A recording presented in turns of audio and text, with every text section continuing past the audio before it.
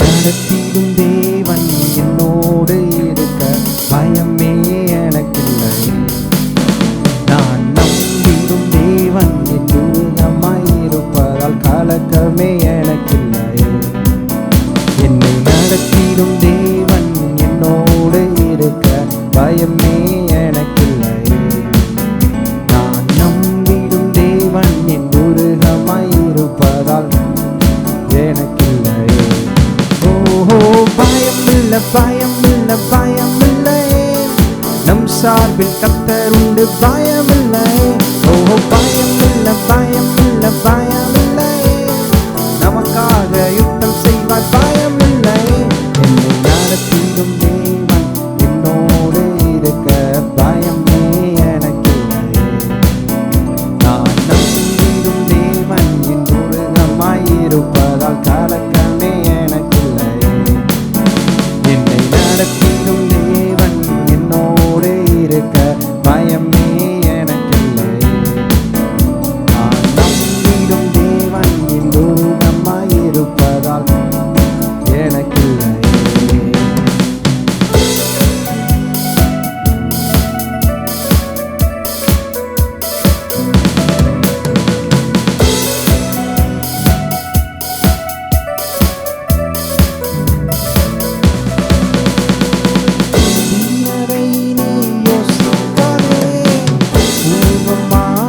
சிந்திக்காதே, தீனதை நீ யோசிக்காதே, பூர்வமானதை சிந்திக்காதே.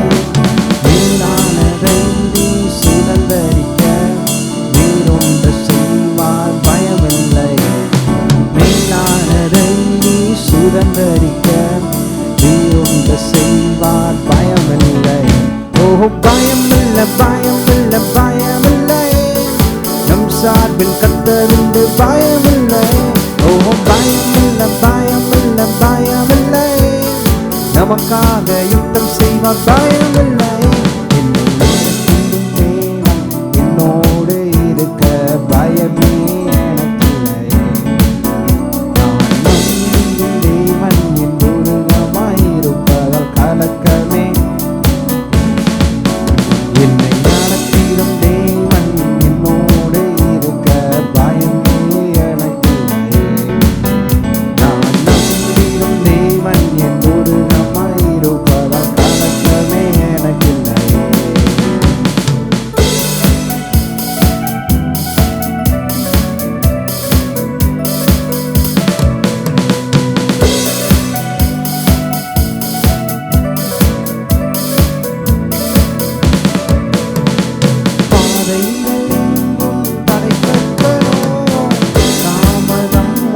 பதிலானதோ பாதைகள் எங்கும் தடை கற்களோ, தாமதம் மட்டும் பதிலானதோ.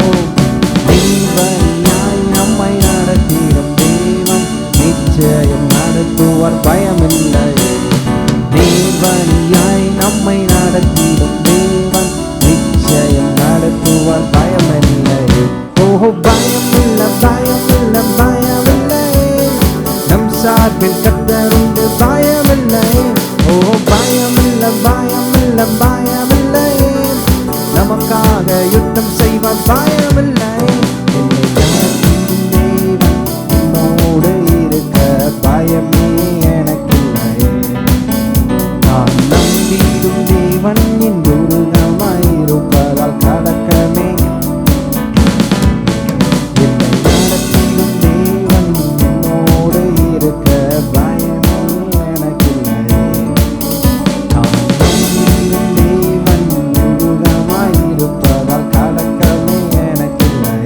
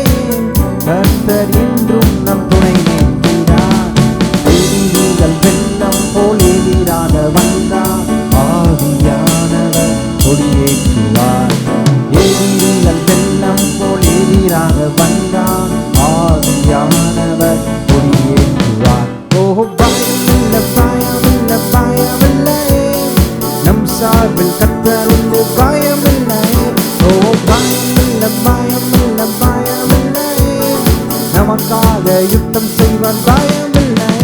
ஓ பயமில்லை பயமில்லை பயமில்லை, நம் சார்பில் கர்த்தர் உண்டு பயமில்லை. ஓ பயமில்லை பயமில்லை பயமில்லை, நமக்காக யுத்தம் செய்வார் பயமில்லை. என்னோடு இருக்க பயம் எனக்கில்லை. நான் நம்பும் தேவன் என் துருகமாயிருப்பதால் கலக்கமே எனக்கில்லை. என்னை நடத்தும் தேவன் என்னோடு இருக்க பயமே எனக்கில்லை. நான் நம்பும் தேவன் என் துருகமாயிருப்பதால் கலக்கமே. ஓஹோ பயமில்லை பயமில்லை பயமில்லை, நம் சார்பில் கர்த்தர் உண்டு பயமில்லை.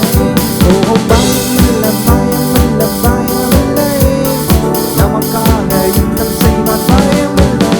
ஓஹோ ஹalleluya hallelujah hallelujah hallelujah hallelujah hallelujah, hosanna hosanna hosanna hosanna hosanna hosanna.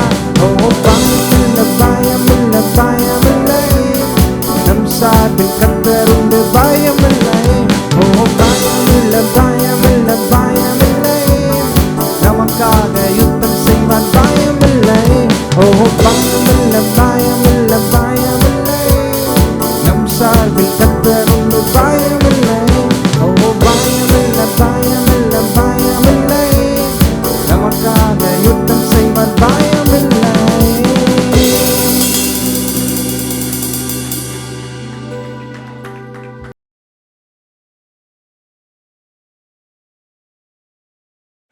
தேவன் தம்முடைய ஒரே பேரான குமாரனை விசுவாசிக்கிறவன் எவனோ அவன் கெட்டு போகாமல் நித்திய ஜீவனை அடையும்படிக்கு அவரை தந்தரளி இவ்வளவாய் உலகத்தில் அன்பு கூர்ந்தார். ஜாமன்லாம் பரலோக பிதாவே ஸ்தோத்திரிக்கிறோம்.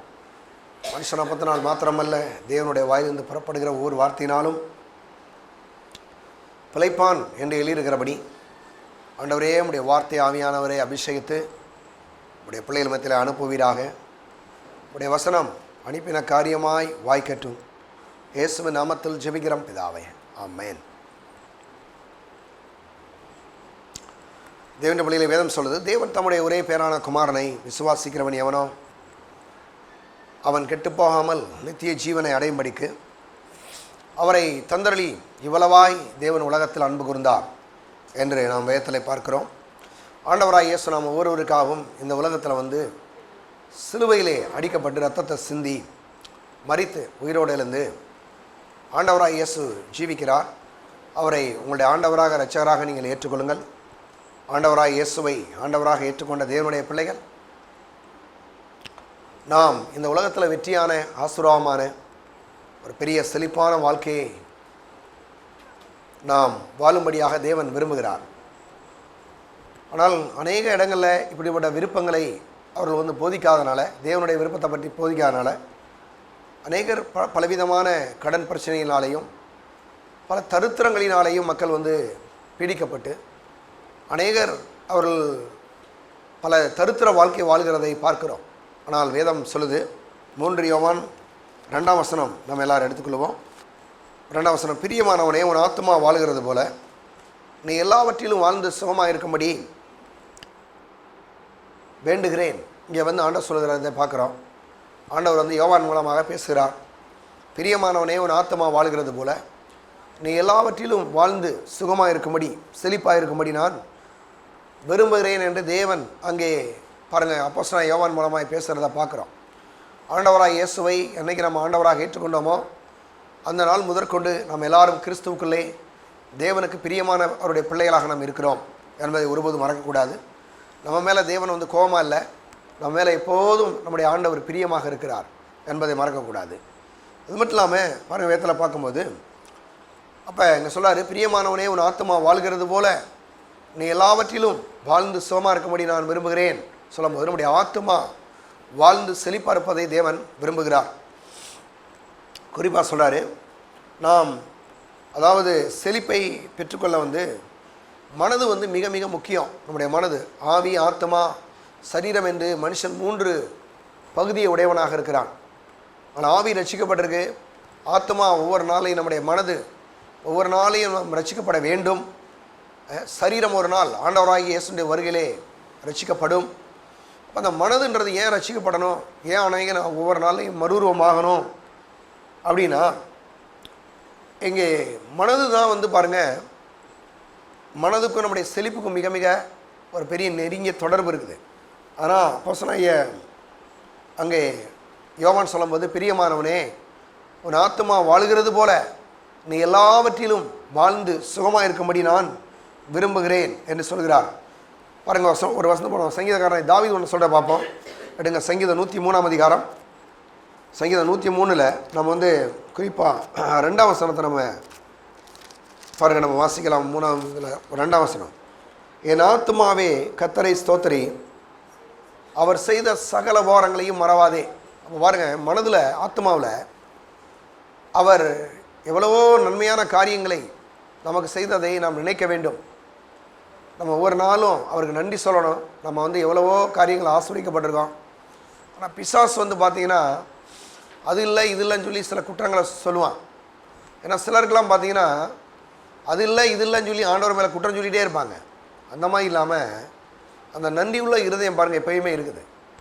அநேக மக்களுக்கு வந்து சில நன்றி இல்லாத இருதயம். கடவுளை எவ்வளவோ ஆசீர்வதிச்சா கூட நம்ம ஒரு நாள் எப்படி இருந்தோம், இன்றைக்கி கடவுள் நம்மளை எவ்வளோ நல்லா வச்சுருக்கிறாரு அப்படின்றதுக்கு நன்றி சொல்லாமல் சாத்தா என்ன பண்ணிடுவான்னா, அது இல்லை இப்படி இல்லை அப்படி இல்லைன்னு சொல்லி அதுவே கொண்டு போயிடுவான். நம்மளை வந்து எவ்வளவோ நம்ம தாழ்மையான இடங்களில் இருந்திருக்கிறோம், கடவுள் நம்மளை ஆசீர்வதிச்சிருக்காரு, உயர்த்திருக்கிறாரு. சில காரியங்கள் பாருங்கள் இல்லைன்னா பிசாசு சொல்லுவான், அவனுக்கு அது இல்லை இது இல்லை, ஆண்டவர் மேலே குற்றம் சாட்டுவான். நம்ம சொல்லணும், தாவீது இதே மாதிரி தான் சொல்கிறான். தாவீது சொல்கிறான், என் ஆத்துமாவே கர்த்தரை ஸ்தோத்திரி, அவர் செய்த சகல உபகாரங்களையும் மறவாதே, அவர் செய்த சகல உபகாரங்களையும் மறவாதேன்றார். அப்போ இங்கே தாவீது சொல்கிறது, அவர் எவ்வளவோ நமக்கு நன்மை செஞ்சுருக்காரு, அந்த நன்மைகளை உன்னுடைய ஆத்மா உன்னுடைய மனது மறக்க வேண்டாம். அப்போ மறக்கிறதும் நினைக்கிறதும் எங்கே இருக்குது, மனதில் தான் இருக்குது, ஆத்மாவில் தான் இருக்குது. அப்போ நம்ம என்ன பண்ணோம்னா, தேர்ந்த பிள்ளையில் வேதத்தை நம்ம படிக்கும்போது கூட நல்ல ஒரு செழிப்பான ஆசீர்வாதமான வெற்றியான நல்ல பாதுகாப்பான அப்படிப்பட்ட காரியங்களை நாம் வந்து தேடி கண்டுபிடிச்சி வந்து பாருங்கள் வேதத்தை வந்து படிக்கணும். வேதத்தில் வந்து எல்லாமே இருக்குது. சிலர்லாம் சில சில சில காரியங்கள் நமக்கு தேவையில்லாத காரியங்கள் உள்ளே இருக்கும். அப்போ நம்ம வந்து பாருங்கள் என்ன பண்ணால் அதை நம்ம எடுத்துக்கிறக்கூடாது. நமக்கு என்ன தேவையோ அதை கரெக்டாக எடுத்துக்கிறேன்னு பாருங்கள். இது எனக்கு தேவைன்னா அப்போ அதை நம்ம எடுத்துக்கொள்ளணும். எப்படி எடுத்துக்கொள்ளணும் பாருங்கள். இன்றைக்கி வந்து ஒரு உதாரணமாக சொல்கிறேன். இன்றைக்கி எல்லா வீடுகளையுமே டிவி வந்துருச்சு. நான் பாருங்கள், எனக்கு நல்லா தெரியும். எனக்கு நான் 8th ஸ்டாண்டர்ட் படிக்கும்போது, 8ஆம் வகுப்பு படிக்கும்போது ஏதோ நினைக்கிறேன், 6ஆவது படிக்கும் போது தெரியல, இந்தியாவில் அப்போ தான் இந்த டிவியெல்லாம் கொண்டு வந்தாங்க. சின்ன ஆண்டனா இருக்கும், ஒரு குச்சி மாதிரி ஆண்டனா இருக்கும். அந்த ஆண்டனை காத்தடிச்சுன்னா இங்கிட்டு திரும்பிக்கிறேன் டக்குன்னு. அப்புறம் போய் மேலே ஏறி மாடியில் ஏறி சரி பண்ணுவாங்க இல்லையா, அந்த மாதிரி இருந்துச்சு பாருங்க. சில நேரங்களில் வந்து நம்ம எல்லா வீடுகள்லையும் நல்ல டிவி இருக்குது, கேபிள் கனெக்ஷன் கொடுத்துருக்காங்க, 200 சேனல் 300 சேனல் வந்து ஓடுது பாருங்கள். ஆனால் கையில் நம்ம கையில் தான் ரிமோட் இருக்குது. அப்போ நம்ம என்ன பண்ணுறோம், சூஸ் பண்ணுறோம். என்ன நமக்கு என்ன படம் பார்க்கணும், என்ன நமக்கு தேவை, நல்ல சீனரிஸ் போதா பார்க்கணும் நினைஞ்சா பார்க்குறோம், ஏதோ ஒரு விளையாட்டு போதா பார்க்குறோம், இல்லை ஆண்டோடைய குறிப்பாக ஆண்டோடைய வார்த்தையை போதா பார்க்குறோம். நமக்கு தேவையான காரியங்களை என்ன செய்கிறோம் பார்க்குறோம். நான் மற்ற ஆட்கள் வேறு மாதிரி என்னதே திருப்பி பார்த்துட்டு இருக்கிறாங்க இல்லையா. நம்ம கையில் ரிமோட் இருக்கிற மாதிரி நம்முடைய மனதை வந்து கரெக்டான சேனலுக்கு நேராக திருப்பணும். சரியான சேனல். சும்மா பாருங்கள், தரித்திரமோ வியாதிகளும் கஷ்டங்களும் கண்ணீர்களும் வேகத்தில் இருக்குன்னா அதுக்கு நேரம் நம்ம ஒரு நாள் திருப்பக்கூடாது. நம்ம என்ன செய்கிறோன்னா, இந்த தேவனுடைய வார்த்தையை, இந்த செழிப்பை, ஆசீர்வாதத்தை, சுகத்தை, வெற்றியை இதவே பேசுகிறோம். இதுதான் மக்களுக்கு வேணும். இதை கொடுக்க மக்களுடைய வாழ்க்கை ஆசீர்வதிக்கப்படும். ஆசீர்வதிக்கப்பட்ட மக்களுடைய வாழ்க்கையில் ஆண்டவராக இயேசு நாமம் மகிமைப்படும். இப்போ பாருங்கள், நிறைய ஒரு லிங்க் இருக்குது பாருங்கள். அதை அப்போ எப்படி வந்து நம்ம ரிமோட்டை அந்த பாருங்கள் வந்து வச்சு திருப்பி அந்த சேனலை திருப்புற மாதிரி நம்முடைய மனதை தேவ ஆசீர்வாதத்துக்கு நேராய், செழிப்புக்கு நேராய் நம்முடைய மனதை திருப்ப வேண்டும். வேதத்தில் சில ஆட்கள்லாம் பாருங்கள் அப்படி இருப்பாங்க பாருங்கள். எங்களுக்கு நாங்கள் வந்து இந்த தருத்தரம் தான் எங்களுக்கு வேணுன்றவா பேசுவாங்க. இப்படி பேசி பாருங்கள், சபையில் மக்களை வந்து பாவம் அவங்கள தருத்திரவனாக்கி, அவங்கள ஏழைகளாக்கி, அவங்க பாவம் அவ்வளோ கஷ்டப்படுறதை நம்ம பார்க்குறோம். ஆனால் நான் சொல்கிற தேவனுடைய பிள்ளையிலே, நம்முடைய தேவன் ஐஸ்வர்யத்தின் தேவன், நம்முடைய தேவன் ஆசீர்வாதத்தின் தேவன், நம்முடைய தேவன் வெற்றியின் தேவனாக இருக்கிறார். அப்போ நம்ம என்ன பண்ணோம்னா, அந்த எப்படி ரிமோட் எடுத்து சேனலை மாற்றுற மாதிரி நம்முடைய மனதை செழிப்புக்கு நேராக என்ன பண்ணணும்? நம்முடைய மனதை செழிப்பான தேவனுடைய வார்த்தைக்கு நேராக அங்கே திருப்ப வேண்டும். அது மட்டும் இல்லாமல் இந்த உலகத்தில் சில பிரச்சனைகள் இருக்குது, அதுக்கு நேராக நம்முடைய மனதை திருப்பக்கூடாது, தேவனுடைய வார்த்தைக்கு நேராக நம்ம திருப்ப வேண்டும். அநேகர் வேதத்தில் இருந்து என்ன பார்க்குறாங்க? வேதத்தை நீங்கள் எடுத்துங்க, வேதத்தை படிக்கும்போது கூட செழிப்பாக இருக்கக்கூடிய மக்கள் நிறையா இருக்கிறாங்க. ஆபிரகாம், ஈசாக்கு, யாக்கோபு, யோசேப்பு, தாவீது, எவ்வளவு பேர் ஆசிரியக்கப்பட்டவங்களும் வேதத்தில் இருக்கிறாங்க.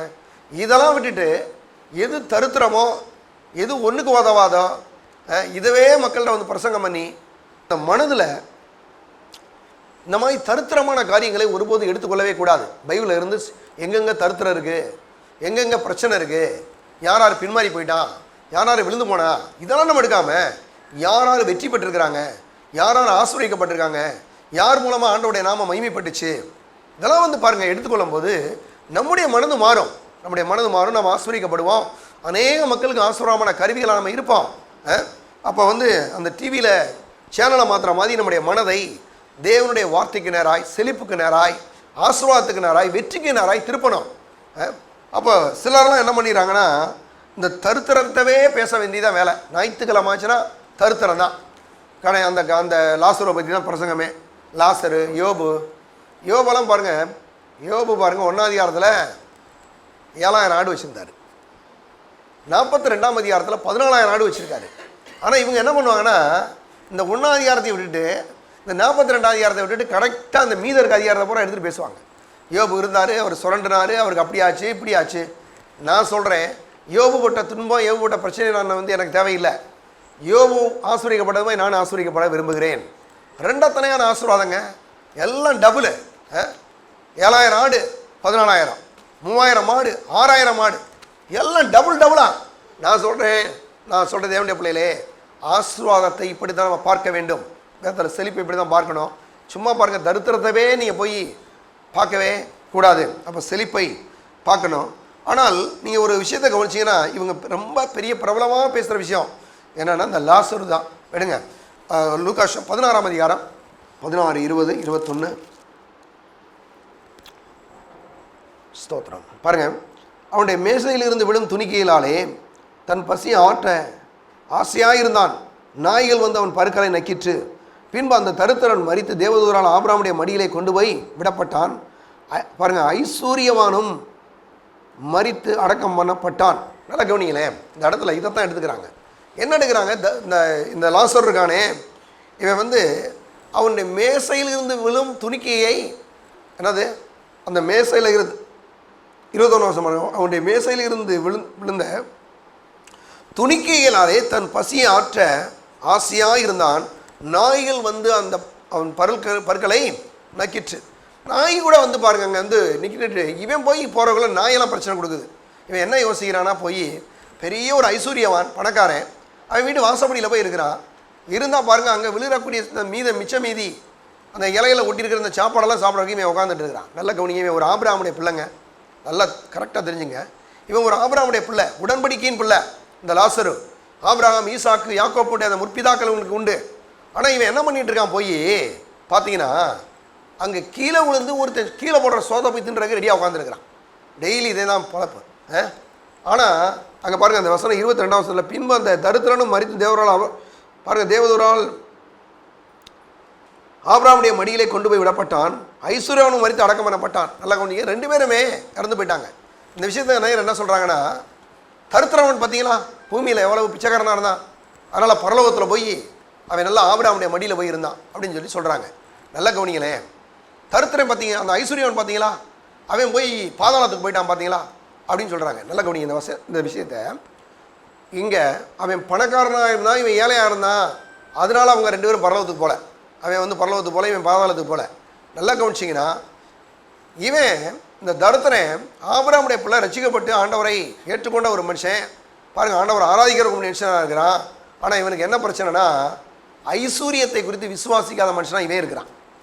அவன் எப்படி இருக்கானா, அவன் ஆபிரகாமுடைய பிள்ளை தான். அவன் எப்படி இருக்கானா, பணம் போய் பணத்தை பக்கமே போய் ஆண்டவரை விட்டுட்டான்.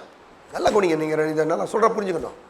இவன் ஆண்டவரை பிடிச்சிக்கிட்டான், தரித்திரத்தை ஆண்டவரை பிடிச்சிக்கிட்ட மாதிரி என்ன பிடிச்சிக்கிட்டான்னு நீயும் தரித்திரத்தையும் பிடிச்சிக்கிட்டான். அவன் என்ன பண்ணிட்டான்னா, ஐஸ்வர்யத்தை பிடிச்சிக்கிட்டான், என்ன பண்ணிட்டான்? ஆண்டவரை விட்டுட்டான். இந்த தான் அங்கே பிரச்சனையை தவிர, இங்கே தரித்திரம் பூரா பிச்சைக்காரன் பூரா பரலத்துக்கு போவான், பணக்காரன் பூரா பாதாளத்துக்கு போவான்னு சொல்கிறது பிரசங்கம் அல்ல. பொதுவாக வந்து பாருங்கள், இப்படி தான் இன்றைக்கி பிரசங்கம் பண்ணுறாங்க. நல்லா கவனிங்க. பணம் இருக்கிறதோ இல்லையோ வந்து ஆண்டோடைய பார்வையில் நல்லா இன்னும் சொல்ல போனால், பணம் இருக்கிறது கடவுளுக்கு வந்து ரொம்ப ஆண்டோடைய நாமத்துக்கு மகிமை உண்டாக்கும். ஏன்னா வந்து அநேகர் வந்து என்ன நினைக்கிறாங்கன்னா, பணம் இருக்கிற ரொம்ப தப்பு. ஏன்னா நம்ம உங்களுக்கு நிறைய வசனங்களை காமிக்கிறேன். அவரே சொல்கிறாரு, பணம் நம்மகிட்ட இருக்கணும்னு அவர் சொல்லியிருக்காரு. ஆனால் இவங்க என்ன பண்ணுறாங்க, பணம் எனக்கு வேணாம் அப்படின்னே போயிட்டுருக்காங்க. பணம் வேணாம், அது வேணாம், இது வேணாம், இப்படி உங்கள் வாழ்க்கை முழுது இப்படி போயிட்டே இருக்குது. நல்லா கவனிச்சிங்கன்னா, இந்த மாதிரி போகிறதுனால இவங்க வாழ்க்கை தரித்திரமானது மட்டும் இல்லாமல் அநேகருடைய வாழ்க்கையில் இவங்க வந்து ஒரு மாதிரியற்ற நிலையில் வந்து வாழ்கிறாங்க. இவங்களை பார்க்கும்போது மற்றவங்களுக்கு கேலி பொருளாக தான் இருக்கும். அப்போ தேவனுடைய பிள்ளையிலே நம்ம என்ன செய்யணும்னா, ஆபிரகாமையும் அது மட்டும் இல்லாமல் அங்கே பாருங்கள், அந்த தரித்திர மடியில் விடப்பட்டது, அங்கே போய் பரலோகத்தில் விடப்பட்டது. இவன் தரித்திரம் இருந்தாலும் இவன் ஒரு தரித்திர ஆள்கிட்ட தானே போய் சேர்ந்துருக்கணும். நல்லா கவனிங்களே நீங்கள். இவன் தரித்திரன் லாசரு, பரலோகத்துக்கு போனோன்னா இவனை வந்து யார்கிட்ட போய் விட்டுருக்கணும்? ஆண்டவரே, நீ இன்னொரு தரத்தையும் கூட சேர்ந்து உட்காந்துக்கன்னு சொல்லியிருக்கணும்ல. ஆனால் அப்படி சொல்ல. இங்கே வேதம் சொல்லுது, அவன் ஆபிரகாமுடைய மடியில் விடப்பட்டானா. ஆபிரகாம் யார்? மகா பெரிய சீமான். வேதம் சொல்லுது ஆதியாகமம் 13:2 அவன் வெள்ளியையும் பொன்னையும் உடைய சீமானாக இருந்தான் அப்படின்னு போட்டிருக்கு. ஆதியாகமம் 26 35 நீங்கள் பார்த்தீங்கன்னா, எலசேருன்ற ஒரு வேலைக்காரன் இருக்கான். அவன் சொல்கிறான் பாருங்கள், ஆபிரகாமை பற்றி பொண்ணு பார்க்க போகிறான். ஆபிரகாமுடைய மகனா ஈசாக்குக்கு அவன் சொல்கிறான், என் எஜமானை கர்த்தர் மிகவும் ஆசீர்வதித்திருக்கிறார், அவர் பொன்னையும் வெளியும் உடைய சீமானாக இருக்கிறார். நல்லா கவனிச்சுங்க. ஆபிரகாம் வந்து ஒரு பெரிய சீமான். அப்போ இவன் தரித்திரனாக இருக்கிறனால சீமானுடைய மடியில் போய் எப்படி விட்டார் கர்த்தர்? வேறு ஒன்றுமே இல்லை. அங்கே ஆபிரகாம் அங்கே சீமானை போய் என்ன அங்கே இந்த தரித்திரனை வந்து ஆபிரகாம் மண்டையில் 4 கொட்டியிருப்பார். ஏன்டா ஏன் பேரை கெடுத்துட்டு வர்ற? நீயும் என்னுடைய பிள்ளை தானே, நீயே சந்ததியில் உள்ளவன் தானே, ஏன் இப்படி போய் பக்கத்து அவன் அந்த பணக்காரன் வீட்டில் இருக்கக்கூடிய அந்த எச்சி சாப்பாடை போய் வாங்கி சாப்பிட்றதுக்கு நீ யார் இருந்த? நீ ஏன் இதை விசுவாசித்து அந்த ஐஸ்வர்யத்தை ஏன் பெற்றுக்கொள்ளாமல் விட்ட? கண்டிப்பாக அங்கே கேட்டிருப்பார். அதான் நடந்திருக்கும். அப்போ அருமையானவர்களே, நம்ம வந்து ஒன்றை புரிந்து கொள்ள வேண்டும். நம்முடைய தேவன் அவர் ஐஸ்வர்யத்தின் தேவனாக இருக்கிறார். அது மட்டும் இல்லாமல் தரித்திரத்தை ஒருபோதும் மேன்மை பாராட்டி அதை ஏற்றுக்கொள்ளவே கூடாது. சரி, இவன் வந்து அந்த பணக்கார வீட்டு சாப்பாடு கீழே உழுகிறத வந்து சாப்பிட்றதுக்கு ஆசையாக இருந்தான். இவன் புத்தி ஒரு தெளிவில்லாத ஆள். அவன் இப்படி அந்த அந்த மீதம் உள்ள சாப்பாடை சாப்பிட்டுட்டு கீழே விழுகிறத பார்த்துட்டு இருந்தான். அதனுடைய ரிசல்ட் என்னென்னா, அவன் தரித்திரமாகவே வாழ்ந்து தரித்திரமாகவே செத்து போயிட்டான். தரித்திரமாக செத்தே போயிட்டான். கடைசி பரலோகத்தில் போய் சேர்ந்தா அங்கேயும் அவன் எப்படி தான் இருக்கிறான் பாருங்கள். ஒரு தரித்திர குணத்தோடு தான் போயிருப்பான்னு நான் நினைக்கிறேன். ஏன்னா வேண்டாம் ஒன்றும் இல்லையே, போயிட்டான். ஆனால் கடைசி ஆபிரகாம் கண்டிப்பாக அவனை கொஞ்சம் சொல்லியிருப்பார், ஏன் இப்படி நீ வாழ்ந்தன்னு. அது மட்டும் இல்லாமல் பாருங்கள், ஐஸ்வர்யவானும் அவன் ஆபிரகாமின் பிள்ளை தான். ஆனால் அவன் பணத்தை தேடினானே தவிர ஆண்டவனை தேடலை. நல்லா கவனிச்சுக்கணும் தேவனுடைய பிள்ளைகள். பணம் நமக்கு நல்லது, எல்லாரும் மறந்துட வேண்டாம். பணம் வந்து நமக்கு நல்ல காரியமா இல்லையா? நல்ல காரியம்தான். வேதம் சொல்லுது, முதலாவது தேவனுடைய ராஜ்யத்தினுடைய நீதியும் தேடுங்கள், அப்பொழுது இவையெல்லாம் உங்களுக்கு கூட கொடுக்கப்படும். ரெண்டையும் பேலன்ஸாக கொண்டு போகணும். பணம் மட்டும் அப்படின்றதில்ல, ஆண்டவரை தேடணும், ரெண்டாவது பணத்தையும் தேடணும். சில ஆளுகள் ரெண்டையும் பாருங்கள் மாற்றி விட்டுருவாங்க. பணத்தை தேடுற ஆளுங்க வந்து ஆண்டவரை விட்டுருவாங்க, ஆண்டவரை தேடுவாங்க, பணத்தை விட்டுருவாங்க. இதுதான் பெரிய பிரச்சனையே. ஆண்டவர் சொல்கிறாரு, முதலாவது தேவனுடைய ராஜ்யத்தினுடைய நீதியும் தேடுங்கள், அப்பொழுது இவையெல்லாம் உங்களுக்கு கூட கொடுக்கப்படும். அப்போ நல்லா ஆண்டவரை தேடினாவே நிறைய ஆசீர்வாதங்களை, ஐஸ்வர்யத்தை, செழிப்பை, வெற்றியை, சுகத்தை தேவன் நமக்கு தருகிறார். அது மட்டும் இல்லாமல் பாருங்கள், இன்னொரு வசனத்து கூட போவான். இவன் அந்த ஐஸ்வர்யாவுடைய வீட்டில் விழக்கூடிய அந்த மீத உள்ள சாப்பாடை சாப்பிட்றதுக்கு இவன் ஆசையாக இருக்கிறான். இதே ஆசையுடைய ஆள் இன்னொரு ஆள் இருக்கிறான். இவன் புத்தி தெளிவில்லாதவன் பரலோகத்தில் போய் சேர்ந்துட்டான், அவ்வளோதான். இன்னொரு ஆளை பார்ப்போம். எடுங்க அப்படியே பக்கத்தில் லூக்கா 15ஆம் அதிகாரம் எடுங்க, 15. லூக்கா 15ஆம் அதிகாரம் 17வது வசனத்தை நான் வாசிக்கிறேன். அப்பொழுது பன்றிகள் தின்கிற தவிட்டினாலே தன் வயிற்று நிரப்ப ஆசையாக இருந்தான், ஒருவனும் அதை அவனுக்கு கொடுக்கவில்லை. அவனுக்கு புத்தி தெளிந்த போது அவன், என் தகப்பனுடைய கூலிக்காரர்கள் எத்தனையோ பேருக்கு பூர்த்தியான சாப்பாடு இருக்கிறதே, நானும் பசியினால் சாகிறேன். பாருங்க என்ன சொல்கிறான் பார்த்தீங்களா? அப்படின்னா இவனுக்கும் ஒரு ஆசை இருந்துச்சு. அவனுக்கு நாய் சாப்பிட்ற மிச்சம், அந்த போட்டாலாம் மிச்சம், அதை சாப்பிட்றதுக்கு அவன் ஆசை. இவன் ஆசையாக என்னென்னா பன்றி சாப்பிட்ற சாப்பாடு இவன் சாப்பிட்ற ஆசையாக இருக்கிறான். நல்லா கவனிக்கணும். இந்த 2 இதில் தான் உங்களுக்கு இப்போ சொல்கிறேன். அவனுடைய ஆசையெல்லாம் அந்த ஐஸ்வர்யவானுடைய வீட்டில் கீழே விழுகிற அந்த எச்சி சாப்பாடை சாப்பிட்றது அவனுடைய ஆசை. இவனுடைய ஆசை என்னென்னா இந்த பன்னி சாப்பிட்ற சாப்பாடை போய் சாப்பிட்ணும் இவன் ஆசை. 2 பேருக்கும் ஆசையை பார்த்தீங்களா எப்படி ஆசைன்னு? அப்போ இவனுக்கு என்ன பிரச்சனை உங்களுக்கே தெரியும். என்னென்னா அப்பாவை விட்டு ஆசையெல்லாம் எடுத்துக்கிட்டு போயிட்டு தூர தேசத்துக்கு போனான். போய் தன்னுடைய எல்லா ஆஸ்திகளையும் வேஸ்ட் இடத்துல செலவழித்து அவனுக்கு பெரிய ஒரு எல்லாத்தையும் இழந்து போயிட்டான். அப்பாவுடைய உறவு போச்சு, அப்பாவுடைய எல்லா விதமான நன்மைகளும் போச்சு. தூர தேசத்தில் போய் ஒரு அனாதையாக போய் இருக்கிறான். அப்படி இருக்கும்போது அங்கே பார்த்தீங்கன்னா அங்கே போய் ஒரு விவசாயி அவன்கிட்ட போய் வேலை கேட்குறான். கேட்டால் அங்கே நிறையா ஆடு மாடுகள் பன்னி எல்லாம் வளர்க்குறான். எல்லாத்துக்கும் வேலையாள் இருக்கிறாங்க, பன்னி மேய்க்கிற மட்டும் ஆள் இல்லை. உடனே வேலை கேட்டான். அவன் சொன்னான் பன்னி மேய்க்கிறதுக்கு தான் ஆள் இல்லை, எங்கே போ அப்படின்ட்டான். சொன்னோன்னு அங்கே போனான் பாருங்க. போனால் அங்கே பன்னி மேய்க்கிறான் பாருங்க. அது ரொம்ப எவ்வளோ வேதனையான காரியம் பாருங்களேன். அப்பொழுது பன்றிகள் திங்கிற தவிட்டினாலே தன் வயிற்று நிரப்ப ஆசையாக இருந்தான், ஒருவனும் அதை அவனுக்கு கொடுக்கவில்லை. ஸ்ட்ரிக்டாக ஆர்டர் போட்டிருக்கான் அந்த விவசாயி. என்ன சொல்கிறான்னா பன்னி சாப்பிட்ற சாப்பாடை ஒரு வயலில் எடுத்துடக்கூடாது, கவனமாக பார்த்துக்கோ. இவன் பன்னி மேய்க்கிற இல்லாமல் பன்னி மேய்க்கிறதுக்கு ஒரு சூப்பர்வைசராக இருக்கான் போல. வேதம் சொல்லுது ஒருவனும் அவனுக்கு கொடுக்கவில்லை. உடனே இவனுக்கு வந்து பாருங்கள் ஒரு தெளிவு ஏற்படுது. என்ன தெளிவுனா, ஐயோ எங்கள் அப்பா வீட்டில் எத்தனை பேர் இருக்கான், எத்தனை கூலிக்காரன் இருக்கான், அத்தனை கூலிக்காரனுக்கும் திருப்தியான சாப்பாடை அவன் சாப்பிட்றான். ஆனால் நான் பசியினால் சாகுறேனே அப்படின்ட்டு சொல்லிட்டு சொல்கிறான். நான் எங்கள் அப்பாட்ட போகிறேன், போய் உங்கள் மகன்ஸ் கூட நான் சொல்ல மாட்டேன், என்னை உம்முடைய கூலிக்காரில் ஒருவனாக வைத்துக்கொள்ளும் என்று நான் சொல்ல போகிறேன்னு சொல்லி புத்தி தெளிந்தவனாய் எந்திரிச்சு அப்பாவை தேடி ஓட ஆரம்பிச்சிட்டான். போனால் அங்கே அப்பா என்ன செய்கிறார் தெரியுமா? வந்த உடனே அவனை கட்டி பிடிச்சி முத்தம் கொடுத்து அவனை கொண்டு போய் நல்லா குளிப்பாட்டி அவனுக்கு நல்ல உயர்ந்த வஸ்திரங்களை போட்டுவிட்டு அவனுக்கு நல்ல மோதிரத்தை போட்டுவிட்டு அவனுக்கு நல்ல செருப்பை போட்டுவிட்டு, நல்ல கவனிய, நம்ம வியாழக்கிழமை பிரியாணி சாப்பிட்ட மாதிரி நல்லா பாருங்கள் சாப்பாடு நல்ல பிரியாணி போட்டான் எல்லா பேருக்கும். தருத்திரனாக இருந்தால் எவனுக்கு போய் பிரியாணி போடுறது? கொஞ்சம் யோசிக்கிறீங்க. நான் சொல்கிறேன் பாருங்கள். அந்த அப்பா அந்த பெரிய பண்ணையார் அவர் என்ன பண்ணார்? வந்து இந்த பையனுக்கு மட்டும் பிரியாணி கிடையாது, வந்த எல்லா பேருக்கும் நல்ல கொளுத்த மிருகத்தை அடித்து போட்டு பிரியாணி வாசம் சும்மா ஜம்முன்னு அடிக்குது. அந்த மாதிரி சாப்பாடு. எப்படி பார்த்தீங்களா? என்ன ஒரே ஒரு விஷயம் தெரியுமா அப்படின்னா, இவன் பண்ணி சாப்பிட்ற சாப்பாட்டுக்கு தான் இருந்தான், புத்தி தெளிந்தவனா போயிட்டான். போனோன்னு அங்கே போனால் அங்கே நல்லா பிரியாணி போய் சாப்பிட்றான் அப்பா வீட்டில். அது மட்டும் இல்லாமல் அப்பா சொல்கிறாரு, இனிமேல் நீ கூலிக்காரன் சொல்லாதப்பா, நீ என் மகன்தான், புத்தி தெளிஞ்சு வந்துட்டீங்கள, நீ என் பிள்ளை தான் அப்படின்னு அவனை ஏற்றுக்கொண்டார். நல்ல கவனிங்க, புத்தி தெளிந்த இளையகுமாரன் அப்பாவுடைய எல்லா விதமான ஆசீர்வாதத்தையும் சுதந்திரித்து கொண்டான்.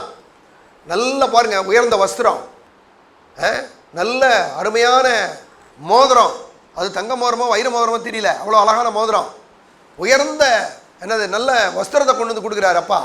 செருப்பு கொடுக்குறாரு, நல்ல செருப்பெல்லாம் நல்ல விலை உயர்ந்த செருப்பாக கொடுத்துருப்பாரு நினைக்கிறேன், கொடுக்குறாரு. கொளுத்த மிருகங்களை கொண்டு வந்து அடித்து அவனுக்கு நல்ல சாப்பாடு போடுறாரு. எப்படிங்க அப்படின்னா, அவன் வந்து தருத்தரத்தை தள்ளிட்டான் இளையகுமாரன். நல்ல கவனிச்சுங்க அருமையானவர்களே, தருத்தரத்தை தள்ளிட்டான் இளையகுமாரன். தள்ளிட்டு அப்பாவை கொஞ்சம் நோக்கி பார்த்தாங்க. என்னாச்சு தெரியுமா? நேராக அப்பாட்ட போனான். அப்பா எல்லா விதமான அந்த அவருடைய ஐஸ்வர்யத்தின் நிறைவையும் அவனுக்கு கொடுத்தார். நல்லா சாப்பிட்ற மாதிரி, நல்ல துணி போட்டுக்கிற மாதிரி, நல்ல விலையுறந்த மோதிரம், விலையுறந்த செருப்பு, வேலைக்காரிகள் எல்லாவற்றையும் திரும்ப அவனுக்கு கொடுத்தார். ஆனால் புத்தி தெரியாத லாசரு இருக்கிறானே, அவன் வாழ்நாள் முழுவதையும் தருத்தரத்தை அனுபவிச்சான். கடைசி சாகுற வரைக்கும் அவனுக்கு அந்த தெளிவு வரவே இல்லை. கடைசி செத்து எங்கே போயிட்டான்? செத்து போன பிறகு பரலோகத்துக்கு போயிட்டான். பாருங்கள், நான் நினைக்கிறேன் செத்து போனப்போ அந்த பாடியை எடுத்து போகிறது கூட இவனை கார்பரேஷன் கடன் தான் எடுத்துருப்பான். உண்மை அப்படி தான். அனாதை பணம் தானே அது, யாருமே இல்லைங்க, அனாதே செத்துருப்பானா அந்த பாடி எடுத்து கொண்டு போய் யாராவது கார்பரேஷனில் இருக்கவே அடக்கம் பண்ணியிருப்பான். காசு கூட இல்லை. உண்மை தான் அங்கே நடந்திருக்கும். நான் சொல்கிறேன் தேவண்ட பிள்ளையிலே, இதிலிருந்து நீங்கள் ஒன்றை புரிந்து கொள்ள வேண்டும். நாம் வந்து தருத்திரத்தை வெறுக்க வேண்டும், எதிர்க்க வேண்டும். அதை ஒருபோதும் நம்ம அனுமதிக்கவே கூடாது. பாருங்கள், சாரிஸ் ஒரு இதில் சொல்கிறார் பாருங்கள், எழுதுறாரு இதில், எவனாவது தருத்திரம் பேசுகிறான் அவன் அவன் அவனை சாத்தான் அவனுக்குள்ள இருக்கு அப்படின்னாரு. பிசாசே பிசாசே பேசுது. தரித்திரத்தை ஒருத்தன் பிடிக்கிற மாதிரி சொல்கிறானா, தரித்திரம் வந்து ரொம்ப நல்லதுன்னு சொன்னான்னா அவனுக்குள்ள சாத்தான் இருந்து பேசுது. பிசாசே இந்த மக்களை வந்து அவனை குழியில் தள்ளுறதுக்கு ஐடியா பண்ணுது. பாருங்க, நான் அந்த சொல்கிறதே இன்னைக்கு உன்னை புரிந்து கொள்ளணும், நல்லா உன்னை புரிஞ்சுங்க. தரித்திரன்றது சாத்தானுடைய மிகப்பெரிய ஒரு ஆயுதம். அப்போ இன்னைக்கு என்ன பண்ணணும்னா, தரித்திரத்தை முழுவதுமாக வெறுக்கணும். செழிப்பை நாம் ஒவ்வொருவரும் விரும்ப வேண்டும், ஆசைப்பட வேண்டும். அது மட்டும் இல்லாமல் அதுக்கு நேராக நம்முடைய மனதை திருப்ப வேண்டும். அந்த ஞானத்தை உடையவர்களாய், புத்தி தெளிந்தவனாக இருந்த மாதிரி நாம் ஒவ்வொருவரும் அப்படி புத்தி தெளிவுடையவர்களாய் இருக்க வேண்டும். அது மட்டும் இல்லாமல் அப்போ அந்த ஞானத்தை நம்ம வந்து தேடணும். பாருங்கள், வேதத்தில் வந்து அநேகர் வந்து தரித்திரத்தையும் அதையும் இதையும் இப்படி தேடிட்டு இருக்க போல, நாம் வேதத்தில் வந்து என்ன தேடணும்னா சத்தியத்தை, பாருங்கள், அந்த புத்தி தெளிவை, அந்த ஞானத்தை தேடணும். வேதம் சொல்லுது, சங்கீதம் பாருங்கள், யோவான் 8:32 சொல்லுது, சத்தியத்தையும் அறிவீர்கள், சத்தியம் உங்களை விடுதலையாக்கும். சத்தியத்தையும் அறிவீர்கள், சத்தியம் உங்களை விடுதலையாக்கும். சத்தியத்தை நம்ம அறிந்து கொள்ளும் போது கர்த்தர் ஒரு ஐஸ்வர்யமுள்ள தேவன். அவருடைய பிள்ளைகளாய் நான் வந்து பிள்ளைகளால் சுதந்திரமாமே அவருடைய நாமத்தின் மேல் விசுவாசம் உள்ளவர்களாய் அவரை ஏற்றுக்கொண்டுள்ள எத்தனை பேர்களோ அத்தனை பேர்களும் தேவனுடைய பிள்ளைகளாமடி தேவன் அவர்களுக்கு அதிகாரம் கொடுத்தார்.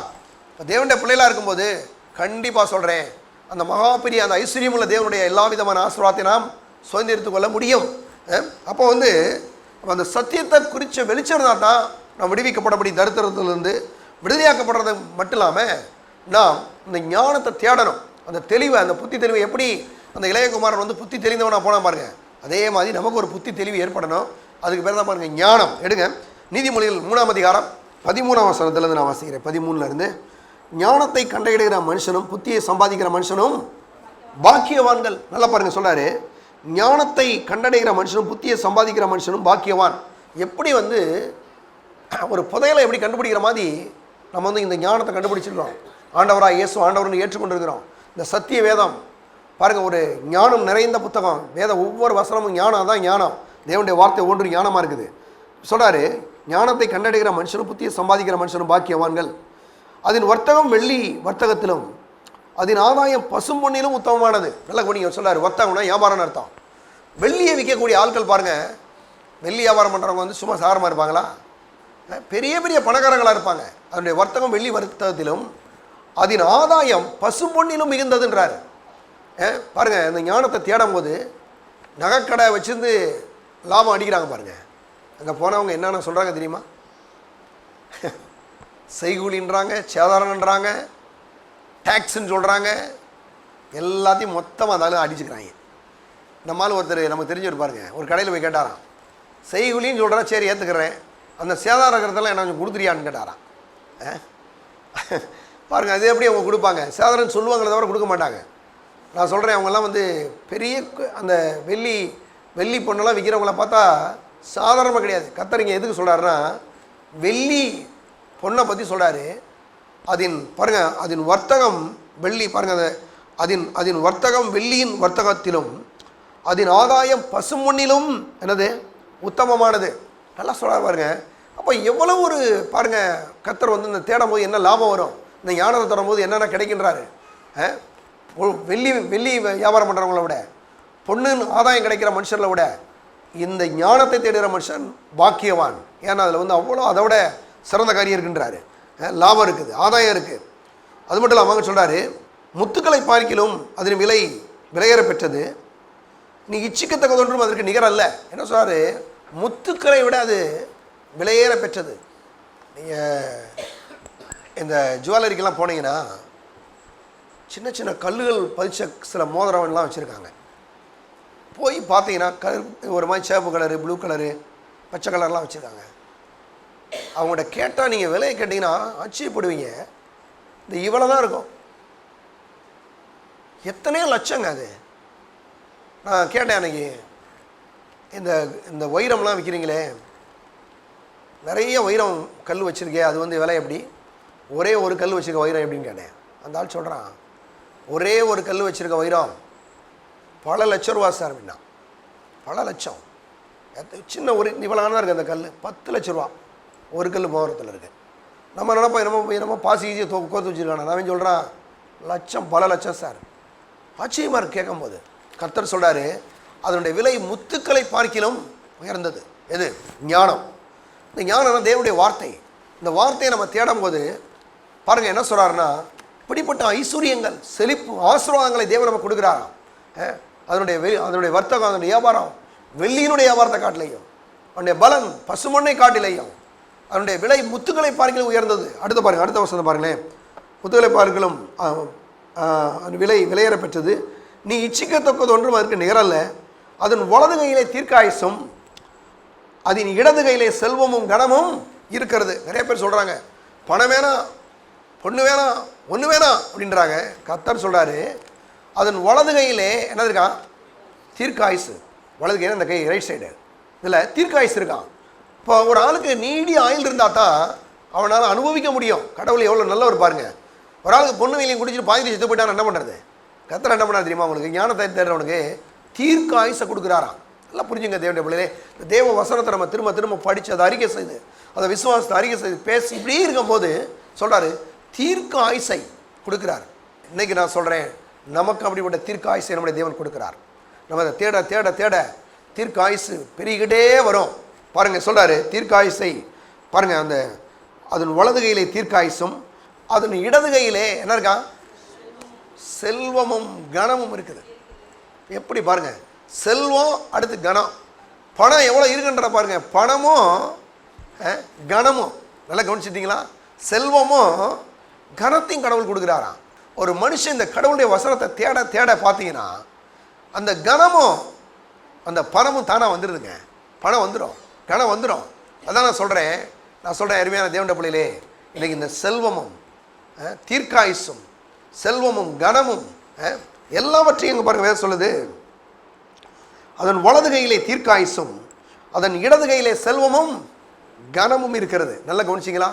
இந்த ஆண்டவருடைய வசனத்தை தேடும்போது நமக்கு என்னது செய்யுதுன்னா, தீர்க்காயுசு, செல்வம், கனம் எல்லாத்தையும் ஆண்டவர் கொடுக்குறாரு. நான் சொல்கிறேன், லாசர் இருக்கிறானே, அவனுக்கு இந்த செல்வம் கனம்லாம் இருந்துச்சா? அவனை எல்லா பேரும் பிச்சைக்கார பையன் சொல்லி திட்டிட்டு தான் போயிருப்பான். நான் சொல்கிறேன், ஆண்டவருடைய பிள்ளைகள் நல்லா நீங்கள் ஒன்று கவனிங்க. இன்றைக்கி ஆண்டவருடைய இந்த ஞானத்தை, இந்த தேவனுடைய வார்த்தையை தேட தேட தீர்க்காயுசையும் செல்வத்தையும் கனத்தையும் நம்முடைய தேவன் நமக்கு கொடுக்கிறார். அடுத்த வசனம் பாருங்களேன், சொல்கிறாரு, அதன் வழிகள் இனிதான வழிகள், அதன் பாதையெல்லாம் சமாதானம். நல்லா புரிஞ்சு, அதனுடைய வழிகள் இனிதான வழிகள். நல்ல அந்த மனுஷனுடைய வழியை பார்த்தீங்கன்னா அவ்வளவு சந்தோஷமாக இருக்கும். அடுத்து சொல்கிறாரு, அதன் வழிகள் இனிதான வழிகள், அதன் பாதைகள் என்னது? அதனுடைய பாதையெல்லாம் சமாதானம். ஒரு மனுஷன் அவனை கடவுள் வந்து இந்த ஞானத்தை தேட தேட தேட தேவன் அவ்வளவா ஆசீர்வதிக்கிறார். பாருங்க சொல்கிறாரு, முத்துக்களை பார்க்கிலும் அது விலையேற பெற்றது, அதில் இச்சிக்கப்படத்தக்கது ஒன்றும் அதற்கு நிகரல்ல. அதன் வலது கையிலே தீர்க்காயுசும் இடது கையிலே செல்வம் கனமும் இருக்கிறது. அதன் வழிகள் இனிதான வழிகள், அதன் பாதையெல்லாம் சமாதானம். பிரச்சனை கொடுத்தான் பாருங்க பக்கத்தில். இப்போ எந்த பிரச்சனையும் இல்லாமல் நல்லா சர்ச்சை நடந்துட்டு இருக்கு, ஒரு பிரச்சனை இல்லை, நல்லா அழகாக போயிட்டு இருப்பாருங்க. ஏன்னா தேவனுடைய வார்த்தையை மனுஷன் தேட தேட தேட சமாதானத்தை தேவன் கொடுக்கிறார். அது மட்டும் இல்லாமல் பாருங்க, அடுத்து சொல்கிறாரு, அதன் வழிகள் இனிதான வழிகள், அதன் பாதையெல்லாம் சமாதானம், அது தன்னை அடைந்தவர்களுக்கு ஜீவ விருட்சம், அதை பற்றியுள்ள எவனும் பாக்கியவான். நல்லா கவனிச்சிங்களா? அதாவது அது தன்னை அடைந்தவர்களுக்கு ஜீவ விருட்சம். பாருங்க, அதை பற்றிக்கொள்ளவன் எவனவன் பாக்கியவான். ஏன்னா அந்த புத்தி தெளிவு, அந்த ஞானத்து பக்கத்தில் நம்முடைய மனதை திருப்ப ஆரம்பிச்சிட்டோம்னாவே செழிப்பு தானாக வந்துடும், ஒரு குறையுமே இருக்காது. செழிப்பு தானாக வந்துடும், எல்லாம் பாருங்க ஈஸியாக கிடைக்கும். பாருங்க சொல்கிறாரு, ஆண்டவர் வந்து அவ்வளவாய் தேவன் ஒரு மனுஷனை ஆசீர்வதிக்கிறார். ஆனால் லாசருடைய விஷயத்தை பாருங்கள், ஒரு சோம்பேறி. நான் அப்படி தான் சொல்கிறேன். அவன் பாருங்கள், ஒரு வீட்டுக்கு முன்னால் கடந்துட்டு இவன் எப்போ சோறு போடுவான்னு கிடந்தானா நான் வேலையை பார்த்துருப்பான். கொஞ்சம் யோசிச்சு பாருங்களேன் நீங்கள். நான் சொல்கிறேன், ஞானத்தை தேட தேட ஆசீர்வாதத்தையும் செழிப்பையும் தேவன் நம்ம கொடுக்குறார். ஆனால் லாசரு யாரோ ஒருத்தன் பணக்கார வீட்டு பக்கத்தில் கீழே கடந்து எப்போ சோறு கிடைக்குன்னு சொல்லிட்டு உட்காந்துருக்கானே, இவன் என்ன ஒரு கடவுளை திட்டத்தை நிறைவேற்ற போகிறான்? நான் சொல்கிறேன், ஏதோ ரசிக்கப்பட்டிருக்கான், ஆபிரகாமுடைய மடியில் போய் சேர்ந்துட்டான், அவ்வளோதானே தவிர இவன் வாழ்க்கையிலே தேவன் வைத்த எந்த திட்டமும் நிறைவேறவில்லை. ஆனால் நான் சொல்கிறேன், ஆபிரகாம், ஈசாக்கு, யாக்கோபு, தாவீது போன்ற மனுஷனுடைய வாழ்க்கையிலே தேவ திட்டத்தை தேவன் நிறைவேற்றினார். எல்லா விதமான ஆசீர்வாதங்களையும் கொடுத்தார். கொடுத்த திட்டங்கள் நிறைவேறுது. அப்போ தேவனுடைய பிள்ளைகளே பாருங்கள், ஒரு மனுஷன் பாருங்கள் எப்படி ஞானத்தை தேடுற மனுஷன், தெளிவை பெற்றுக்கொள்கிற மனுஷன், ஆண்டவருடைய அந்த செழிப்பை தேவனுடைய வார்த்தையின் மூலமாய் பார்க்குற மனுஷன் அவன் எப்படி இருக்கான் பாருங்க. 4ஆம் அதிகாரம் நீதிமொழிகள் 4:5 பாருங்க. 4:5 ஞானத்தை சம்பாதி, புத்தியையும் சம்பாதி, என் வாயின் வார்த்தைகளை மறவாமலும் விட்டு விலகாமலும் இரு. என்ன சொல்றார் பாருங்க. அதாவது ஞானத்தை சம்பாதி, புத்தியை சம்பாதி, என் வாயின் வார்த்தைகளை மறவாமலும் விட்டு விலகாமலும் இரு. எப்படி சொல்றாரு பார்த்தீங்களா? ஞானத்தை சம்பாதிக்கணுமா, புத்தியை சம்பாதிக்கணுமா? ஞானம்னா என்ன? கர்த்தரனை ஆசீர்வதிக்கிற தேவன், அவர் செழிப்பின் தேவன் என்று இந்த வேதவசனம் என்ன சொல்லுதோ அவைகள் எல்லாவற்றையும் சொந்தம் பாராட்டி நம்ம எடுத்துக்கொண்டு அதை விசுவாசித்து அதை நல்லா வாயினால் அறிக்கை செஞ்சு பெற்றுக்கொள்ளணும் பாருங்க. தான் ஞானம். பாருங்கள், சிலர்லாம் எனக்கு ஒன்று வேணாம்னு பேசி ஒன்றுமே இல்லாமல் போயிடறான் பாருங்க. நான் சொல்கிறேன் பாருங்கள், இன்னும் ஒரு சில வசந்து கூட போவான் பாருங்கள். அப்படி ஆசிரியப்பட மனுஷன் பாருங்கண்ணா. சங்கீதம் 112ஆம் அதிகாரம் எடுங்க. சங்கீதம் 112 1-3 வரைக்கும் பாருங்கள். அல்லேலூயா, கர்த்தருக்கு பயந்தவருடைய கட்டளையில் மிகவும் பிரியமாக இருக்கிற மனுஷன் பாக்கியவான். நல்ல கவனிங்களேன். அல்லேலூயா, கர்த்தருக்கு பயந்து அவருடைய கட்டளையில் மிகவும் பிரியமாக இருக்கிற மனுஷன் பாக்கியவான். அவன் சந்ததி பூமியிலே பலத்திருக்கும், செம்மையானவர்கள் வம்சம் ஆசீர்வதிக்கப்படும்.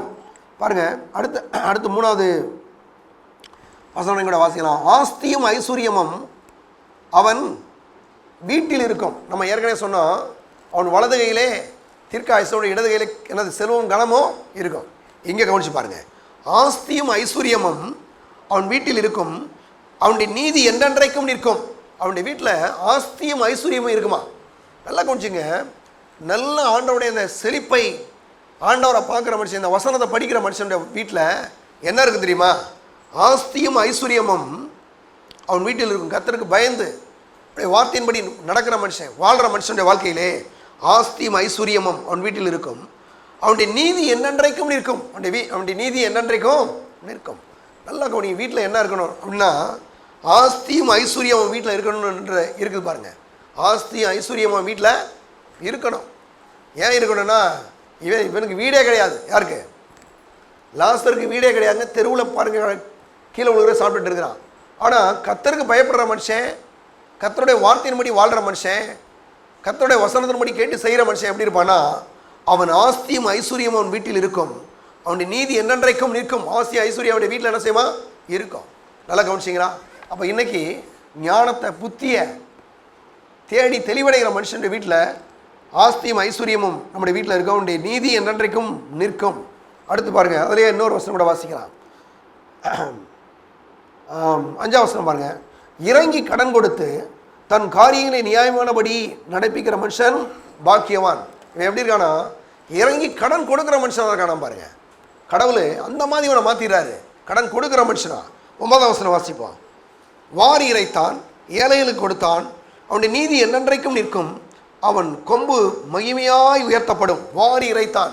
கையில் காசு இருக்கும்போது தான் தாராளமாக யாருக்கு அது கொடுக்க முடியும்.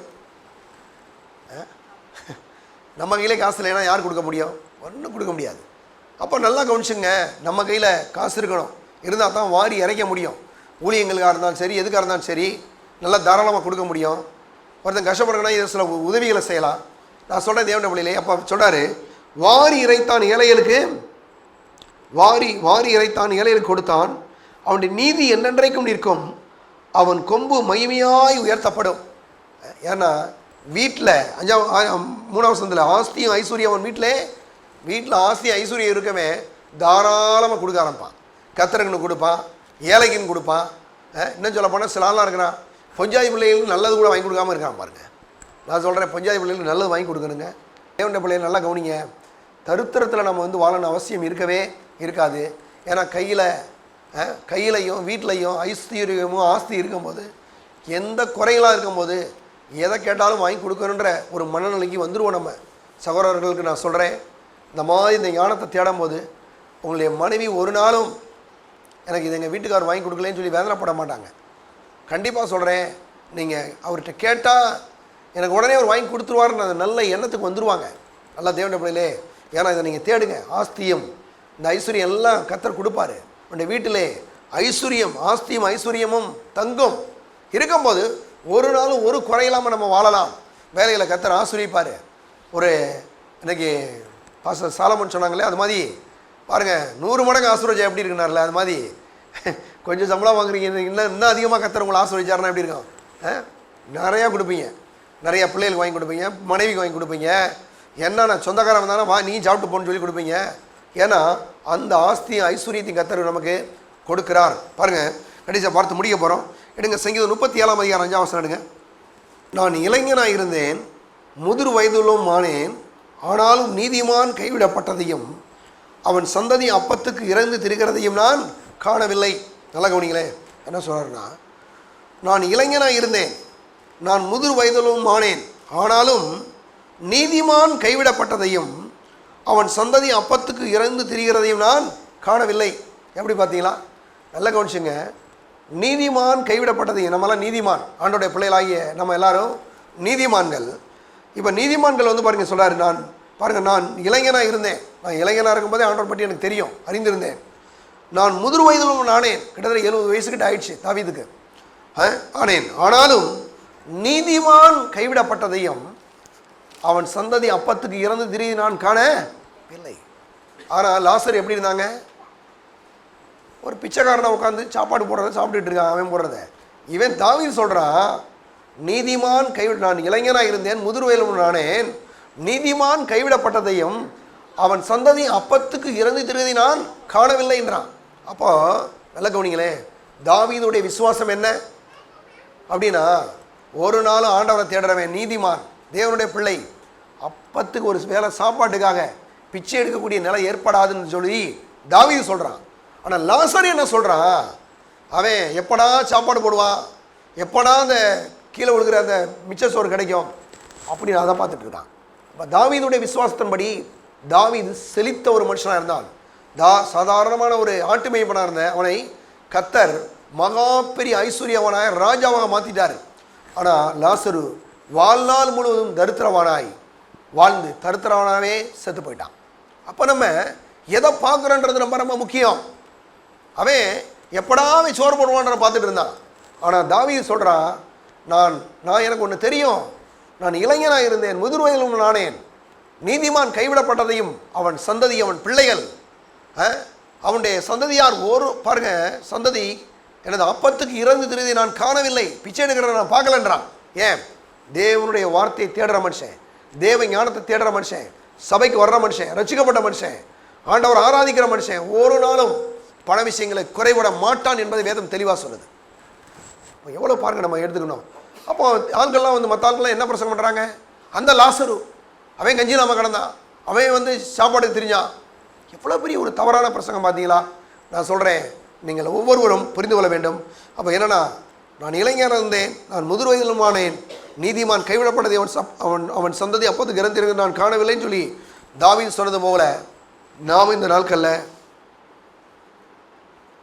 இருக்க வேண்டும். அடுத்த வருஷத்தில் அவன் சொல்கிறான், அவன் நித்தம் இறங்கி கடன் கொடுக்கிறான். எப்படி பாருங்க, அவன் நித்தம் இறங்கி கடன் கொடுக்கிறான், அவன் சந்ததி ஆசீர்வதிக்கப்படும். அவன் சந்ததி எப்படி இருக்குமா? ஆசீர்வதிக்கப்படும். எப்படி பாருங்க, தாவீது என்ன மாதிரி கர்த்தரை பார்க்குறான் பார்த்தீங்களா? ஆனால் இன்றைக்கி இருக்கிற ஆளுங்க பார்க்குற பார்வையெல்லாம் வேற மாதிரி. தருத்திரம் இதே பிரசங்கம் தான். நான் சொல்கிறேன், நித்தம் இறங்கி கடன் கொடுக்கிறான், அவன் சந்ததி ஆசீர்வதிக்கப்படும். எப்படி பார்த்தீங்களா? ஏன்னா ஞானத்தை தேடுற மனுஷனுடைய வாழ்க்கை அப்படி ஆசீர்வதிக்கப்பட்ட ஒரு வாழ்க்கையாக, புத்தி தெளிவான அந்த இளைய ஓடுற மாதிரி புத்தி தெளிவான மனுஷனுடைய வாழ்க்கை அது ஆசீர்வதிக்கப்பட்ட ஒரு வாழ்க்கையாக, செழிப்பு நிறைந்த வாழ்க்கையாக இருக்கிறது. கடைசி அவனை ஒன்று பார்த்து முடிச்சிருவோம். எடுங்க, லாசரு தேவனுடைய வார்த்தையை அறிந்து கொள்ள, ஞானத்தை தேட, அவன் விசுவாசிக்க, அறிக்கையிட தன் மனதை திருப்பாதபடியிலான் அவன் என்ன பண்ணான்? தான் ஏழையாகவே பிறந்து ஏழையாகவே வாழ்ந்து ஏழையாகவே என்ன பண்ணிட்டாங்க? செத்து போயிட்டான். நல்ல கவனிங்க. ஆனால் நாம் எப்படி இருக்கணுமா? நாம் தேவனுடைய வார்த்தையை தேட வேண்டும், தேவ ஞானத்தை சேர்த்து வைக்க வேண்டும், தேவனுடைய வார்த்தையை விசுவாசிக்க வேண்டும், அந்த தேவனுடைய வார்த்தையை அறிக்கை செய்ய வேண்டும், பேசணும். என் தேவன் தம்முடைய மகிமையின் ஐஸ்வரியத்தின்படி கிறிஸ்து இயேசுவுக்குள் என் குறையெல்லாம் நிறைவாக்குவார். என்னை பலப்படுத்துகிற கிறிஸ்துவினாலே எல்லாவற்றையும் செய்ய எனக்கு பலன் உண்டு. நான் சொல்கிறேன், அந்த மாதிரி பேச கற்றுக்கணும். 2 கொரிந்தியர் 4:13 விசுவாசித்தேன் ஆகையால் பேசினேன் என்று எழுதியிருக்கிறபடி நாங்கள் அந்த விசுவாசத்தின் ஆவியை உடையவர்களாக இருந்து விசுவாசிக்கிறபடியால் பேசுகிறோம். என்ன பண்ணணுமா? விசுவாசித்தேன் ஆகையால் பேசுகிறேன். தாவீது சொன்ன மாதிரி என்றில் இருக்கிறபடி நாங்களும் அந்த விசுவாசத்தின் ஆவியுடையவர்களாக இருந்து விசுவாசிக்கிறபடியால் பேசுகிறோம். விசுவாசித்தேன் ஆகையால் பேசுகிறேன்னு சொன்ன அந்த ஆவி எங்களுக்குள்ளே இருக்குது, அந்த விசுவாசத்தின் ஆவி. அதனால தான் நாங்கள் என்ன பண்ணுறோம்? பேசுகிறோம். அந்த விசுவாசத்தின் ஆவியை உடையவர்களாக இருந்து விசுவாசிக்கிறபடியால் பேசுகிறோம். அப்போ அந்த ஆவி, அந்த விசுவாசத்தின் ஆவி எப்படி வருதுன்னா, திரும்ப திரும்ப அந்த விசுவாச வார்த்தைகளை, இந்த ஞான வார்த்தைகளை கேட்க படிக்க இப்படி பண்ண பண்ண பண்ண என்ன ஆகுன்னா, நான் சொல்கிறேன் தேவனுடைய பிள்ளையிலே, நிச்சயமாக அந்த செழிப்பையும் ஆசீர்வாதத்தையும் பெற்றுக்கொள்வோம். யோவான் 10:10 சொல்லுது, திருடன் கொல்லவும் அழிக்க வருகிறான் என்ற வேறு ஒன்றுக்கும் வரான், நானும் அவைகளுக்கு ஜீவன் உண்டாயிருக்கவும் அது பரிபூர்ணப்படுவது. அப்போ தேவன் நமக்கு ஜீவனை கொடுக்கறது மட்டும் இல்லாமல் அதை பரிபூர்ணப்படும்படி செய்கிற தேவனாக இருக்கிறார்.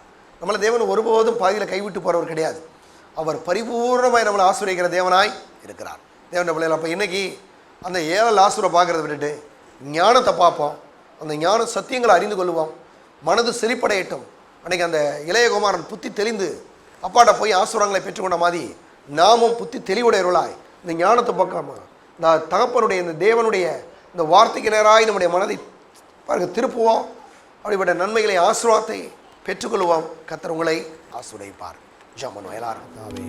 பரலோக பிதாவே, நன்றியோடு ஸ்தோத்திரிக்கிறோம். இந்த நல்ல காலை வேலைக்காய் நன்றியோடு ஸ்தோத்திரிக்கிறோம். கர்த்தாவே, என்னுடைய மனதை நாங்கள் செழிப்பின் பக்கமாய், குறிப்பாய் தேவனுடைய இந்த வார்த்தையின் பக்கமாய், ஞானத்தின் பக்கமாய் ஆண்டவரே திருப்பும்படி ஆவியானவர் எங்கள் ஒவ்வொருவருக்கு உதவி செய்வீராக. குறிப்பாய் தரித்திரத்தை இயேசு நாமத்தில் வெறுக்கிறோம். ஆண்டவரே, அவைகளை இயேசு நாமத்தில் நிராகரிக்கிறோம். ஐஸ்வர்யத்தை, ஆசீர்வாதத்தை, செழிப்பை ஆண்டவராய் இயேசுவின் நாமத்தில் நம்முடைய பிள்ளைகள் மேலே கட்டவிழ்த்து விடுகிறோம். ஒவ்வொருவரையும் அபிஷேகிப்பீராக, ஆசீர்வதிப்பீராக. கடன் பிரச்சனைகள், குறைவுகள் இயேசுவின் நாமத்தில், வட்டி பிரச்சனைகள் உடைய பிள்ளைகளுடைய வாழ்க்கையிலிருந்து இயேசு நாமத்தில் அகன்று போகட்டும். உடைய மக்களை ஆசீர்வதிப்பீராக. ஆண்டவரே, செய்கிறபடியால் நன்றி செலுத்துகிறோம். இயேசுவின் நாமத்தில் ஜெபிக்கிறோம் பிதாவே, ஆமென். நம்முடைய கர்த்தராகிய இயேசு கிறிஸ்துவின் கிருபையும் பிதாவாகிய தேவனுடைய அன்பும் பரிசுத்த ஆவியானவருடைய ஐக்கியமும் இப்பொழுதும் எப்பொழுதும் நம்மோடு கூட இருப்பதாக. ஆமென். இயேசு ராஜாவுக்கே, இயேசு ராஜாவுக்கே, இயேசு ராஜாவுக்கே. கர்த்தர் உங்களை ஆசீர்வதிப்பார். ஸ்தோத்திரம்.